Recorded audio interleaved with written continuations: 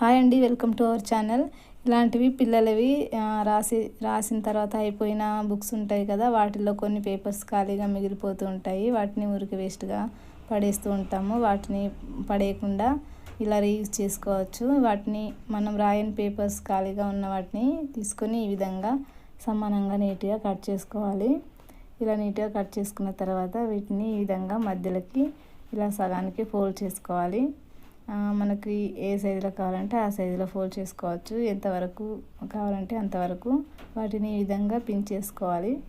ఈ విధంగా పిన్ చేసుకుంటే చూడండి, చిన్నగా బుక్ రెడీ అయిపోయింది కదా. దీన్ని మనం రోజువారీ ఖర్చులు కానీ, కిచెన్ సామాను కానీ, మంత్లీ ఖర్చులు అవి అన్నీ రాసుకోవడానికి చాలా బాగా యూజ్ అవుతుంది. ఫోన్ నెంబర్స్ అవి కూడా రాసుకోవచ్చు. మనకి ఏ విధంగా కావాలంటే ఆ విధంగా రాసుకొని కిచెన్లో పెట్టుకుంటే మనకు ఎప్పుడు కావాలంటే అప్పుడు